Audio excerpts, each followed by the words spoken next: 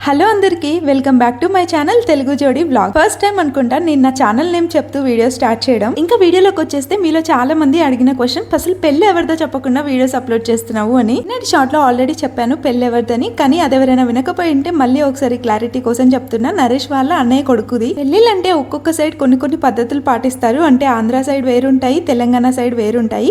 మా తెలంగాణలో ఎలా చేస్తారో మీరు ఈ వీడియోలో చూడబోతారు. ఇంట్లో పెళ్లి జరుగుతుందంటే ఫస్ట్ గాజులు వేసుకోవడంతో స్టార్ట్ అవుతుంది. అంటే మనకి దగ్గర వాళ్ళు ఎవరైతే ఉంటారో ఫస్ట్ వాళ్ళందరూ గాజులు పెట్టుకున్న తర్వాతే మిగతా పనులన్నీ స్టార్ట్ అవుతాయి. చేతులు నిండా ఆకుపచ్చ గాజులు వేసుకుంటే తప్ప పెళ్లి కల రానట్టే అనిపిస్తుంది. అదేంటో గానీ నేను లాంగ్ వీడియోస్ ఎంత ఎర్లీగా పోస్ట్ చేద్దాం అనుకున్నా అస్సలు వీలవ్వట్లేదు. ఏదో ఒక పనిలో బిజీగా ఉండిపోవడం, లేదంటే పిల్లల వల్ల బిజీగా ఉండిపోవడం లేట్ అయిపోతున్నాయి. యాక్చువల్ గా అయితే నేను వేరే గాజుల సెట్ తీసుకొని వెళ్ళాను, శారీ మ్యాచింగ్. కానీ ఈ గ్రీన్ కలర్ బ్యాంగిల్స్ చేతులకు వేసుకున్నాక అసలు ఇవి తీసి మళ్ళీ అవి వేసుకోవాలనిపించలేదు పెళ్లి రోజు. ఇంకా అవే వేసేసుకున్నాను. గాజులు పెట్టుకోవడం కంప్లీట్ అయిపోయిన తర్వాత మెహందీ వేసుకోవడం అయితే స్టార్ట్ చేశారు.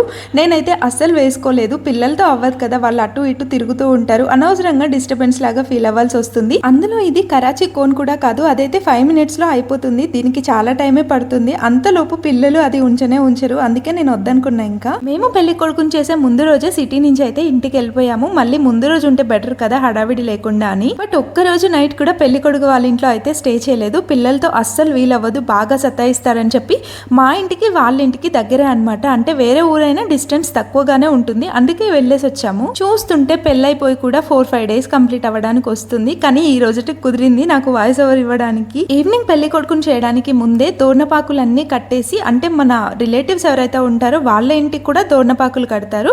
తర్వాత అమ్మవార్లు ఉంటారు కదా ఊర్లో, దేవుని గుళ్ళు, బొడ్రాయి, వాటన్నిటికీ తోరణపాకులు కట్టేసి రిటర్న్ ఇంటికి వచ్చిన తర్వాత పెళ్లి కొడుకు ఫంక్షన్ అయితే స్టార్ట్ అయిపోతుంది. వీడియోలో అన్ని క్లిప్స్ అయితే తీయలేకపోయాము, పిల్లలు సతాయించడం, లేదంటే నరేష్ వేరే వర్క్ లో బిజీ ఉండడం. యాక్చువల్లీ వీడియోస్ అన్ని తన మొబైల్ తోనే తీసేది కాబట్టి నా దగ్గర అవైలబుల్ ఉండదు. ఈ వీడియోలో కనిపించే రిలేటివ్స్ మొత్తం, అంటే మా రిలేటివ్స్ ఎవరైతే ఉన్నారో వీళ్ళంతా నరేష్ తరపు నుంచి అనమాట, మా అమ్మ వాళ్ళ తరపు నుంచి అయితే కాదు. ఇంకా ఈవినింగ్ 7:30 కలా పెళ్లి కొడుకుని చేయడం అయితే స్టార్ట్ చేశారు. అందరూ పెళ్లి కొడుకుని చేస్తున్నప్పుడు మామూలు ఎగ్జైట్మెంట్ ఉండదు కదా, పెళ్లి కొడుకు పెళ్లి కూతురు ఎవరైతే ఉంటారో వాళ్ళకి ఎక్కువ ఎగ్జైట్మెంట్ ఉంటుంది మనకంటే. నాకైతే నా పెళ్లి టైంలో ఎంత ఎగ్జైట్మెంట్ ఉండిందో పెళ్ళప్పుడు. ఇంకా మాది లవ్ మ్యారేజ్ కాబట్టి పెద్ద భయాలు అట్లాంటివి ఏమీ లేవు. నరేష్ నాకు బాగా క్లోజ్ అని అర్థం చేసుకుంటాడు కాబట్టి. ఎందుకంటే ఎవరో ఒక తెలియని వ్యక్తిని అప్పటికప్పుడు చూసి ఇష్టపడి పెళ్లి చేసుకోవడం వేరు, ఆల్రెడీ మనం ఇష్టపడి లవ్ చేసుకొని ట్రావెల్ చేసిన తర్వాత పెళ్లి చేసుకోవడం వేరు. ఇద్దరి మధ్యలో అండర్స్టాండింగ్ లెవెల్ పర్ఫెక్ట్ గా ఉంటుంది కాబట్టి ఎట్లాంటి భయాలు ఉండవు. ఇప్పుడు ఇంత చెప్పినా ఆ టైంలో ఖచ్చితంగా ఏదో కొంత భయం అయితే ఉంటుందిలేండి లోపల. నాకైతే ఈ పెళ్లి కొడుకు చేయడం, ఈ అక్షంతలు, ఇదంతా డిఫరెంట్ గా వేస్తారు. ఆ ప్రాసెస్ మొత్తం నాకు రాదు. నేను వేస్తుంటే ఇలా కదా అలా అని చెప్తున్నారు, కానీ నాకు ఇలానే సింపుల్ గా వేసేయడం వచ్చు. ఎలా అయితే ఏంటి, మంచిగా బ్లెస్ చేస్తే చాలు లైఫ్ లో బాగుండాలి అని. ఇప్పుడిప్పుడే అన్ని ఫంక్షన్స్ అటెండ్ అయ్యి అన్ని నేర్చుకుంటున్నాం కాబట్టి అంత పర్ఫెక్ట్ గా రాకపోయినా ముందు ముందు మనం కూడా బాగా నేర్చుకొని పక్కన వాళ్ళకి చెప్పే రేంజ్ లో తయారవుతాము.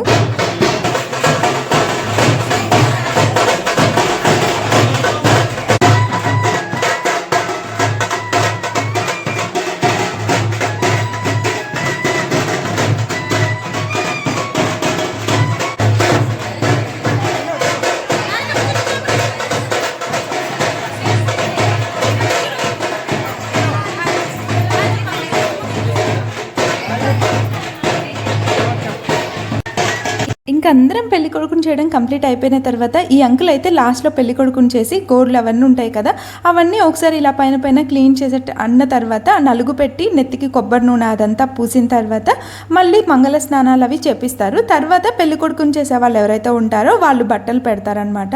దాని తర్వాత ఇంకా పెళ్లి కొడుకు ఫంక్షన్ కంప్లీట్ అయిపోయినట్టే. మీ అందరికీ ఈ ప్రాసెస్ తెలిసే ఉంటుంది. తెలంగాణలో అయితే ఇదే పద్ధతిలో చేస్తారు, మరి ఆంధ్ర సైడ్ ఎలా చేస్తారో నాకైతే తెలీదు. ప్రాసెస్ మొత్తం డిఫరెంట్ గానే ఉంటుంది, ఎందుకంటే నాకు ఫ్రెండ్స్ ఉన్నారు కాబట్టి. నా పెళ్ళిప్పుడు అయితే నైట్ పెళ్లి కూతుర్ని చేసిన తర్వాత అబ్బాయి వాళ్ళు వచ్చి నన్ను వాళ్ళ ఇంటికి తీసుకెళ్లిపోయారు. అంటే డైరెక్ట్ వాళ్ళ ఇంటి నుంచి మార్నింగ్ టైంలో మైలపోలు అదంతా అయిపోయిన తర్వాత అక్కడ కళ్యాణ మండపానికి వెళ్తాము. వాళ్ళ ఇంటి నుంచి అమ్మ వాళ్ళు అక్కడి నుంచి డైరెక్ట్ గా వస్తారు. అక్కడ కళ్యాణ మండపంలోనే పెళ్లి జరుగుతుంది. బట్ ఇక్కడ ఏంటంటే అబ్బాయిని తీసుకురావడానికి వాళ్ళు రారు, అమ్మాయిని తీసుకురావడానికి వీళ్ళు వెళ్ళరు. అన్నయ్య వాళ్ళే పెళ్లి చేసిస్తున్నారు కాబట్టి, అంటే వాళ్ళే లగ్గం చేసిస్తున్నారు కాబట్టి మార్నింగ్ వచ్చి అబ్బాయిని తీసుకుని వెళ్తారు. అక్కడి నుంచి కళ్యాణ మండపానికి వస్తారు. ఏంటో ఒక్కొక్క చోట ఒక్కొక్క విధానాలు. ఈ ప్రాసెస్ మొత్తం మీకు నేను కరెక్ట్గా ఎక్స్ప్లెయిన్ చేస్తున్నానా లేదా అనేది నాకు తెలియదు, కానీ మీరు వీడియో చూస్తూనే ఉంటారు కాబట్టి మీకు క్లియర్గా అర్థం అవుతూనే ఉంటుంది. మంగళ స్నానాలు అవి కంప్లీట్ చేసుకున్న తర్వాత పెళ్లి కొడుకుని వాళ్ళ పేరెంట్స్ని కూర్చోబెట్టి పెళ్లి కొడుకుని చేయాలనుకున్న వాళ్ళైతే బట్టలు పెడతారు వాళ్ళ చేతిలో. మీకు గుర్తుందా, ఆ రోజు మనం జూడియోలో షాపింగ్ చేసాము. ఈ అబ్బాయికి పెళ్లి కొడుకు ఒక్కడికి సింగిల్ గా ఎవరు బట్టలు తేరు. పెళ్లి కొడుకు వాళ్ళ అమ్మకి ఖచ్చితంగా చీర పెట్టాల్సిందే. ఈ మూమెంట్ ఫేస్ చేస్తున్నప్పుడు అక్కడ చాలా హ్యాపీగా అనిపిస్తుంది. అంటే అప్పుడే మనం ఇంత పెద్దవాళ్ళం అయిపోయామా అన్న ఒక ఫీలింగ్ వస్తుంది, అంతేకంటే ఎక్కువ హ్యాపీనెస్ వస్తుంది. ఆల్మోస్ట్ పెళ్లి కొడుకు ఫంక్షన్ ఇంకా కంప్లీట్ అయిపోయినట్టే. యాక్చువల్ గా చాలా సస్పెన్స్ లో హల్దీ ఫంక్షన్ కూడా జరిగింది.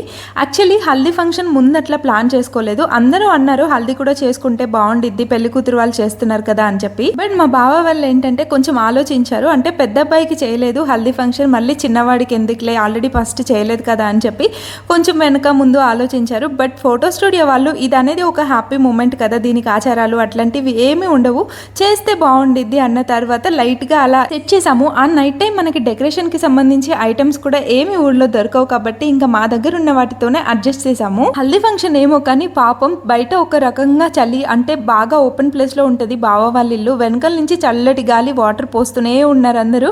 చలికి వణికిపోయాడు పాపం పెళ్లి కొడుకు. ఇక్కడ ఉన్న లేడీ బ్యాచ్ మొత్తం ఎప్పుడు ఇదంతా కంప్లీట్ అయిపోతుందా, ఎప్పుడు పసుపు మొత్తం మొహాలకు పూసుకుందామని ఈగర్ గా వెయిట్ చేస్తున్నారు. నేనైతే పక్కకు తప్పించుకొని వెళ్ళిపోయా, అదంతా ఇప్పుడు పెట్టుకుంటే కాని పని అని. ఇంకా దొరికిన వాళ్ళకు దొరికినట్టయితే పసుపు బీభత్సంగా రాసేసుకున్నారు. అబ్బాయికి తప్ప అందరూ పూసేసుకున్నారు, ఎందుకంటే తనకి ముందే పూసేశారు కాబట్టి. ఇంకా అదంతా కంప్లీట్ అయిపోయేసరికి నైట్ 12 క్రాస్ అయింది అనుకుంటా. ఆ టైంకి మేము ఇంటికి వెళ్ళాము, అంటే మా ఊరికి వెళ్ళాము. మళ్ళీ పిల్లలు అక్కడ ఉంటే పడుకోరు, మొత్తం డిస్టర్బ్డ్ గా ఉంటుంది. మార్నింగ్ అయితే ఫ్రెష్ గా అక్కడి నుంచి మండపానికి వెళ్ళిపోతే అయిపోతుందిలే డైరెక్ట్ అని. కళ్యాణ మండపం కూడా మాకు దగ్గరలోనే కాబట్టి ఆల్మోస్ట్ 10:30 కల్లా మేమైతే మండపానికి స్టార్ట్ అయిపోయాము. అక్కడికి వెళ్ళేసరికి 11 అయింది. పెళ్లి అనుకున్న ముహూర్తాలకు అస్సలు జరగదు. మా దాంట్లో కొంచెం లేటే అవుతుంది, ఎందుకో అర్థం కాదు. ఎవరి పనుల్లో వాళ్ళు బిజీగా ఉంటే నా కొడుకులు మాత్రం వీళ్ళ బాధ వీళ్ళది, ఏం గెలుకుదామా, ఏం పీకుదామా, ఏం లాగుదామా అనే చూస్తూ ఉంటారు. ఒకవేళ నేను మంచిగా కూర్చున్నాను అనుకోండి కొంచెం రెస్ట్ మూడ్ లో, రే మమ్మీ రెస్ట్ మూడ్ లో ఉందిరా డిస్టర్బ్ చేద్దామని ఒకరికొకరు సైగలు చేసుకొని మరీ వచ్చి నన్ను డిస్టర్బ్ చేస్తారు. పెళ్లి కొడుకుని మండపంలోకి తీసుకెళ్లిపోయిన తర్వాత పెళ్లి కూతుర్ని కూడా మంచి పల్లకిలో ఎక్కించి డాన్స్లు వేస్తూ తీసుకెళ్లిపోతున్నారు. ఇది చూసిన తర్వాత నాకు అనిపించింది, నా పెళ్లి టైంలో కూడా ఇట్లా ఒక పల్లకిలో నన్ను ఎక్కించి తీసుకెళ్ళి ఉంటే బాగుండేది అని చెప్పి. అది మంచి మెమరబుల్ మూమెంట్. ఇప్పటికీ అనిపిస్తుంది కొన్ని మూమెంట్స్ ని మేము తీసుకోలేకపోయాం. అంటే హల్దీ ఫంక్షన్, లైక్ ఫోటోషూట్, ఇట్లాంటిదేమి అంత నాలెడ్జ్ అప్పుడు లేదు నాకైతే. పెళ్లి పైన ఇట్లాంటివి అంత ట్రెండింగ్ లో అయితే అప్పుడు లేవు. మేబీ ఉన్నా నాకే తెలియదేమో. ఆల్మోస్ట్ 5 years బ్యాక్ కదా, అంటే 6 years బ్యాక్ కదా. ఊరికే నేను వాగింది వింటే మీకు కూడా బోర్ కొడుతుంది కదా. కొద్దిసేపు పెళ్లి మ్యూజిక్ ని మీరు కూడా ఎంజాయ్ చేయండి. నేను కోసేపు నా నోరు మూసుకొని కూర్చుంటా.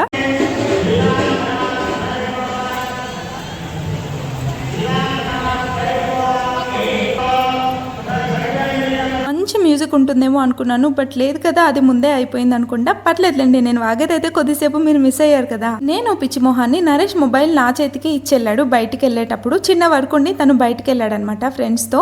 మొబైల్ నాకు ఇచ్చేసి వెళ్ళాడు. పెళ్లి జరుగుతున్నప్పుడు మంచిగా వీడియోస్ తాళి కట్టేటప్పుడు ఆ మూమెంట్స్ అన్ని క్యాప్చర్ చేయని. బట్ పిల్లల బిజీలో వాళ్ళ హడావిడిలో వాళ్ళ చుట్టూ తిరుగుతూ ఆ మూమెంటే మర్చిపోయాను నేను వీడియో తీయడం. మా తెలంగాణ సైడ్ పెళ్లిళ్ళు ఏంటంటే అబ్బాయి కంటే ముందే పెళ్లి కూతురు మెల్లో అబ్బాయి వాళ్ళ చెల్లి లేదంటే అక్క పసుపు తాడు కట్టి వాళ్ళ ఇంటికి తీసుకొని వెళ్తారు పెళ్లి కూతుర్ని చేసిన తర్వాత. ఇక్కడ అమ్మాయిని తీసుకురాలేదు కాబట్టి డైరెక్ట్ కళ్యాణ మండపంలోనే తను పసుపు తాడు కట్టింది తన మెల్లో. తర్వాతే అబ్బాయి తాళి కడతాడు. అందుకే ఆడపడుచుని కూడా హాఫ్ హస్బెండ్ అంటారు, అదే అర్ధమొగుడు అని అంటారు కదా. అలాగే పెత్తనాలు కూడా చేస్తారనుకోండి, జస్ట్ జోక్ గా అంటున్నా. అందరి సైడ్ కూడా ఇలానే చేస్తారా? కామెంట్ చేయండి. పెళ్లి కూతురు పెళ్లి కొడుకు ఫుల్ ఎగ్జైట్మెంట్ లో ఉన్నారు కాబట్టి వాళ్ళకి ఎలాగో ఆకలేదు అనుకోండి. మాకైతే పెళ్లి కంప్లీట్ అయిపోయేసరికి ఫస్ట్ బంతిలోనే కూర్చున్నాము. 3 అయిపోయింది. అప్పటికే కడుపులో ఎలకలు పరిగెడుతున్నాయి.